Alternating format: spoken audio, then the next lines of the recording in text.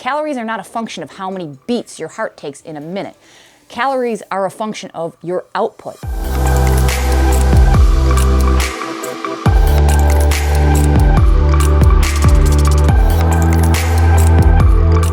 What is going on, guys? My name is Sarah, and I hope each and every one of you is having an absolutely fantastic day. Thank you so much for joining me for another video. If you are new to the channel, thanks for coming. I hope you'll consider subscribing. And if you've been here before, thanks for tuning in for another video. I very much appreciate each and every one of you, the views, the likes, the comments, very much appreciated. Thank you guys so much. But today we are talking about a subject matter that is very highly misunderstood in the endurance realm, and that is the subject of calories. There's a lot of misinformation, misunderstood information out there, and I'm hoping this video might help to demystify how many calories you're actually burning when you're on the bike. Now, I'm making this video specific to cycling mainly because of the technology. We have the ability to measure elements of cycling that we haven't quite leveled up to in other sports. But these elements in this video can certainly be extrapolated to running, swimming, hiking, and other sports as those devices start to level up and match what we have in cycling. It's just a lot more straightforward to talk about the accuracy of measurement when it comes to cycling. I also want to note that this video is not to be construed through the lens of weight loss. That is not my primary objective here. As endurance athletes, we have a tendency towards some disordered eating and even worse, potential eating disorders, which is not a very good thing. We get very preoccupied with weight, and that's really looking at things from the wrong direction. What you will learn in this video will certainly help in terms of a general attitude towards calories that can certainly facilitate healthy and sustainable weight loss, but that is not the idea here. The idea is behind properly fueling your rides, runs, and so on and so forth, so that you can maximize on your performance, and body composition and weight will become ancillary benefits to high-level performance on the bike. Now, with that out of the way, let's kind of talk about how we measure our calories sometimes, the least effective method to the most effective method, so that you can get the most accurate calorie burn data possible. The least accurate method that people use, and it's typically done by beginners who are first into any type of endurance sport, is to go on the internet and look up how many calories do I burn doing X. And they use some kind of statistical averages. How many calories do I burn in an hour of cycling if I am a woman going 18 miles an hour at a moderate pace? That information is just pretty much useless, to be perfectly honest with you. They might give you a general ballpark so that you can have an idea in your head, but using that number for any specificity around your nutrition or training is a bad idea. At best, it is within 25% accuracy, and that's really not usable data. I don't think a lot of people are doing this, but if you are brand new to endurance sport, you may fall into that trap, and you can certainly use it as just kind of a mental benchmark, but do not use that to plan your nutrition or any type of fueling strategies, because it's going to lead you astray. The next method that people use, and it's probably the most common method, is things like fitness trackers. They use Apple Watches, Fitbits, even just exercise watches with a heart rate strap, and they measure their caloric burn based on heart rate. And while the statistical analysis around heart rate has improved over the last 10 years or so, we are still talking about within 15 to 20% accuracy. Still not great. Closer than just getting a benchmark off of the internet, but it's not perfect. You get a little bit better data from something like a Polar or Garmin watch, some sort of exercise watch that actually builds a profile around you, builds up heart rate zones, and starts to add in a more statistical analysis around athletes of certain sizes and genders and other elements that are included in their algorithm. But again, you are not really getting that accurate. The reason that heart rate is not particularly accurate to gauge your calories is because it is a measure of strain. So there are two elements of output when it comes to your athletic endeavors. And one is stress. That is your actual output. That is the power or the motion that you are outputting from your body. The other measurement is strain, and that is a readout of how your body is responding to that output. So your heart rate might be a good indicator of the level of stress, but there are too many variables that affect your heart rate to really make that an accurate indication of how many calories you're burning. Calories are not a function of how many beats your heart takes in a minute. Calories are a function of your output, your motion, your energy, your work. That is how you measure your calories. So there are a number of reasons why this caloric computation can be grossly inaccurate. One of the reasons that you might be able to follow along with is as you get fitter and you perform the same amount of output, your heart rate will lower over time to that same amount of output. Your body responds better. But these computations in these fitness trackers based on heart rate will indicate that you are burning fewer calories. That is not actually the case. You've just become more efficient at burning those calories with a lower heart rate and a lower perceived exertion.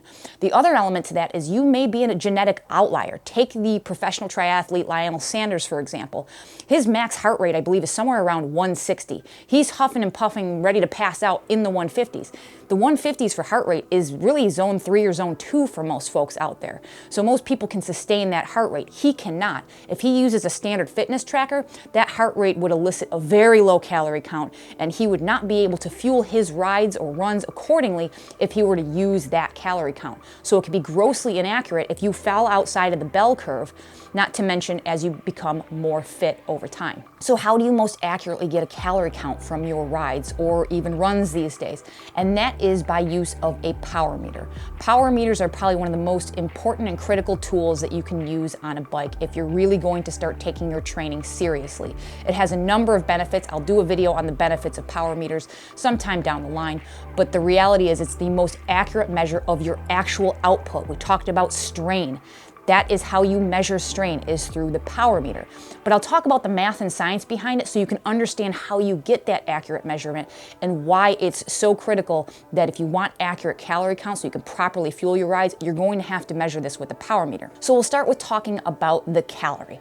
And there are two forms of calories in common nomenclature. There's the little c calorie, which is the calorie you learn about in chemistry class, right? That is the amount of energy required to raise the temperature of 1 gram of water 1 degree Celsius. Little c, and we just know that this is a unit of energy. And we also know that energy cannot be created or destroyed. That's the first law of thermodynamics. It's really important that we understand that because energy just kind of moves from form to form, and that still applies to you when you are riding on the bike.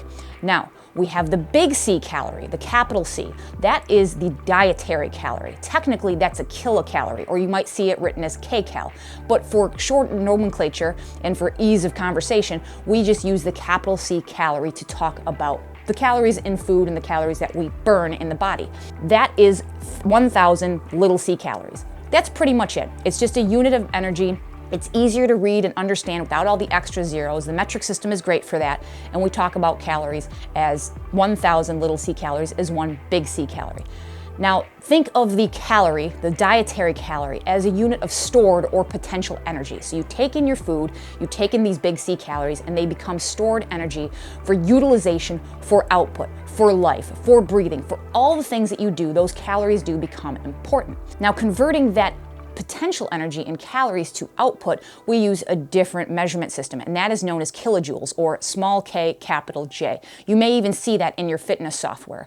And a kilojoule is just this kind of amorphous blob of energy that is a combination of heat and work. So for every 1 calorie, capital C calorie, that the body intends to utilize or to burn, we are capable of producing 4.18 kilojoules of energy, this combination of work and heat. You might see this in literature as 4.2. For the sake of easy understanding in this video, I'm just going to round down to the number 4. It just makes it easier to say that it's a 1-to-4 ratio. So you burn 1 calorie, you are producing 4 kilojoules. But the body is not that efficient. On average, a person is about 20 to 25% efficiency. It's called metabolic efficiency. And the efficiency refers to your ability to effectively translate that calorie into work. And unfortunately, being only 25% efficient, out of those 4 kilojoules that we're producing in terms of energy or translating in terms of energy, 3 of them end up getting dissipated in heat energy, and only 1 of them translates to work. So this is where you may start to see out there's a 1-to-1 ratio of kilojoules to calories. It's pretty close to 1 and 1. They start to diverge because that ratio isn't exactly 1-to-1, but it's very close. You'll notice if you do use a power meter that the kilojoules that you're expending during the course of your workout is very close to the number of calories that you are expending. You can definitely play with those numbers in order to get a little bit more accuracy in terms of your own metabolic efficiency. You can certainly have that tested, but realistically, it's expensive and it's not worthwhile to get another 1 or 2% accuracy. You'll find at the end that the accuracy, even using this law of averages, is still within 5%. So is it worth it? If you're at the very elite end of your field, perhaps, but for most normal people, using that benchmark of 25% is a pretty safe bet for your caloric consumption or burning. But you might be wondering how you get to kilojoules when it comes to measuring your power. We're measuring our power in watts. How the heck do I get a number of kilojoules at the end of my ride? Well, 1 kilojoule, love the metric system, is 1,000 joules. And a joule is a function of watts times seconds. So if you expend 1 watt for 1 second, that's 1 joule. If you expend 1,000 watts for 1 second, that's 1,000 joules. And converting that to kilojoules, that's 1 kilojoule. And if you can convert that back to calories, that is 1 calorie.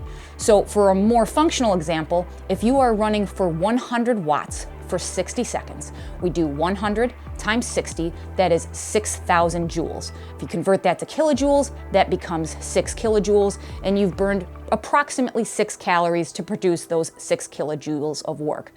If you protract that for an hour and hold that 100 watts for 1 hour, that is 100 watts times 3,600 seconds, that's 360,000 joules. Converting that to kilojoules, it's 360 kilojoules. You have burned roughly 360 calories.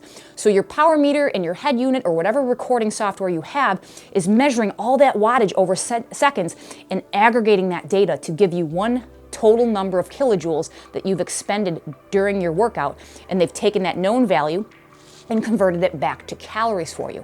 And that's extremely accurate. Like I mentioned, we're talking about between 20 and 25% efficiency, even if you take it somewhere down the middle, and then you're limited basically by the accuracy of your power meter, which nowadays for even the most entry-level power meter, you're talking about 2 to 3% accuracy at most. Most of these power meters these days are within a 1 to 2% accuracy rating. So if you really look at it, you are within 5% accuracy when it comes to your caloric burn measured against power.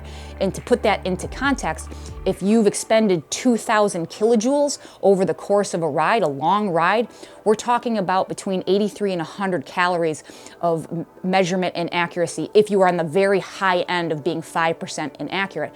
And realistically, over time, that's not going to make a big deal in terms of your fueling. It's not going to cause you to bonk. It's not going to cause unwanted weight gain over time. You can manage within that amount. But if you're talking more like 20%, now we're talking into the hundreds of calories. And if you're inaccurately measuring your calories over time, you can either grossly underfuel and potentially bonk, or you can overfuel and cause that unwanted weight gain that we don't want as athletes. You can get as specific and into the weeds with this as possible. And quite frankly, it's not important that you know those calculations.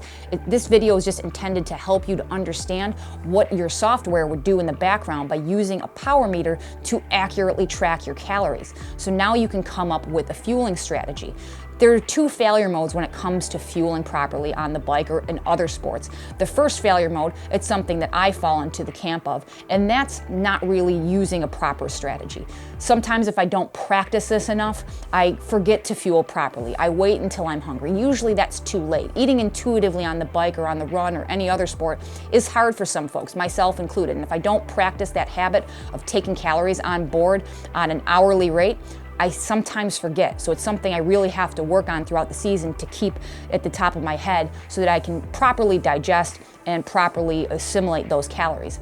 The other camp is the people who just have a good strategy, but they're not using the correct numbers. So they can overfuel, they can cause some stomach distress, they can obviously overfuel and create some sort of weight gain that is unwanted, or they can underfuel and really hamper their performance, or in the worst case, bonk. So getting your calories right is extremely important. So you want to use the best measurement possible. And nowadays with power meters, they have become so accessible for almost every income level.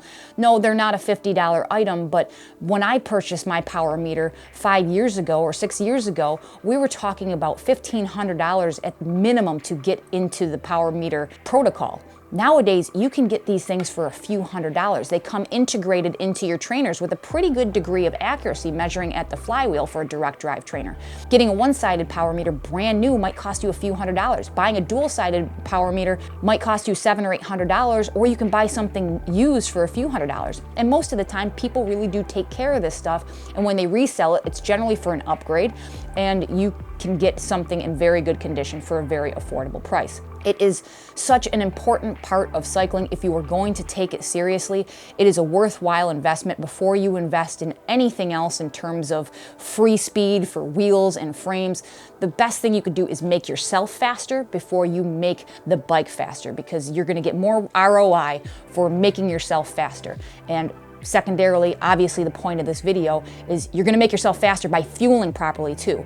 When you fuel well, you have what feels like boundless energy. If you're constantly restricting yourself, if you're constantly under fueling, if you are constantly riding fasted, you are definitely going to limit your potential for growth when it comes to your power expenditure. And power really is king when it comes to cycling. It affects every single element of the ride. As I mentioned earlier, this is certainly going to be able to be extrapolated to running.